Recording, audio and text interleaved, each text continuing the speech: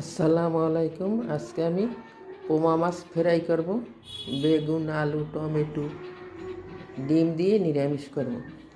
মাছটা এখন আমি হলুদের গুঁড়ো দিয়ে দিলাম হাফ চামিচ মরিচের গুঁড়ো, 1 চামিচ জিরে বাটা, 1 চামিচ রসুন বাটা। আমি অন্য কিছু দেবো না, এই মশলা দিয়ে এটা করবো। 7 বোতল লবণ।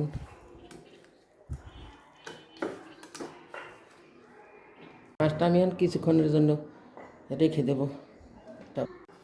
এক সাইডে আমি বেগুন আলুটাও সিদ্ধ করে নেব, দিয়ে দেবো পরিমাণ মতন পানি। এটাই আমি ঝোল রাখবো। 1/2 চামিচ হলুদের গুঁড়ো, 2 টেবিল চামিচ রসুন কুচি, 1 চামিচ পেঁয়াজ কুচি দিলাম, কয়েকটা কাঁচামরিচ দিয়ে দেবো। কাঁচামরিচটা অনেক ঝাল। স্বাদ মতো লবণ। আমি একসাথে এটা সিদ্ধ করে নেব। আমি এখানে তেল দিয়ে দিচ্ছি 3 টেবিল চামচের উপরে। 2 টেবিল চামচ পেঁয়াজ আমি বেরেস্তা করে নেব।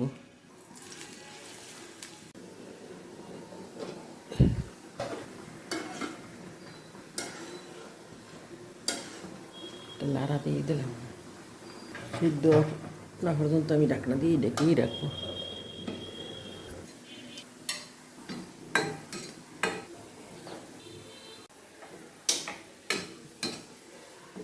বেরেস্তাটা আমার হয়ে গেছে, এখন আমি তুলে নেব। আল্লাহ আল্লাহ করে দিতে লাগবে। আমি ওই বেরেস্তাটাই উপরে সাজাই দেবো। আমি এই মাছটাতে পেঁয়াজ দিই নি, পেঁয়াজ দিলে মাছটা নরম থাকবে, ফেরাই হইবে না।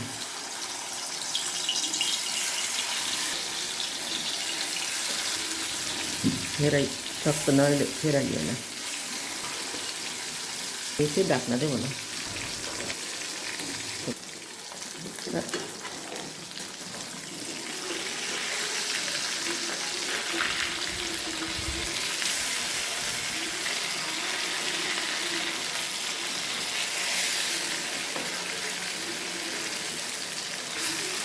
মাছটার এক সাইড কত সুন্দর গেছে। এই করতে অনেক ভালো হয়, এই জন্য আমি ফেরাইছেন দিনে মাছ ফেরাইছেন নষ্ট হয়ে গেছে।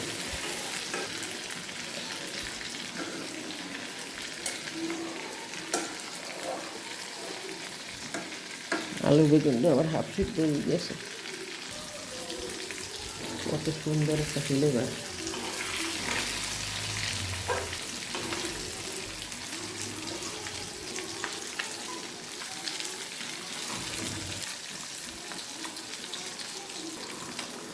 মাছটা আমার ফ্রাই করা হয়ে গেছে, এখন আমি তুলে নেব।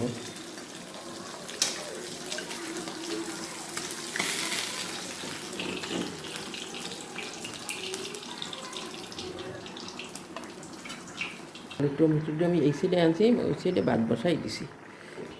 সুন্দর সিদ্ধ হয়ে গেছে, একেবারে ভেঙে করে দেবো। এই খাবারটা আমার মায়ের খুব পছন্দ ছিল।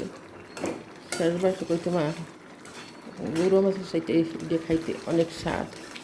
মা আমার নাই, করোনার সময় বিদায় নিয়েছে। দুইটা ভাঙা হয়ে গেছে, দিয়ে দেবো ডিম।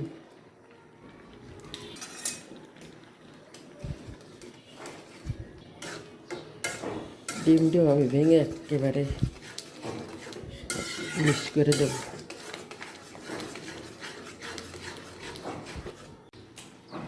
এখন আমি এক সাইড উড়িয়ে রেখে বাগার দিয়ে দেবো। মাছ ভাজা সেই কড়াইটাই দিয়ে দিলাম, দিয়ে দিছি 2টা শুকনো মরিচ। মরিচটা হালকা ভাজা হয়ে গেছে, পেস্ট কিছু দিয়ে দিলাম 2 টেবিল চামচ। করছি 1 টেবিল চামচেরও বেশি।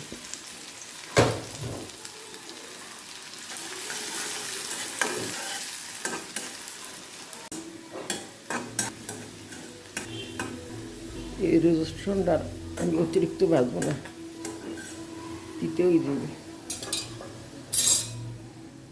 দিয়ে দেবো।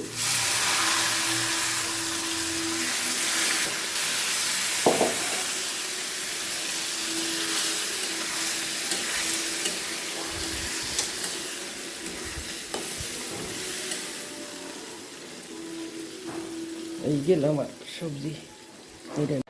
পোমা মাছ ফ্রাই, বেগুন টমেটো আলু ডিম দিয়ে নিরামিষ, অসাধারণ খেতে।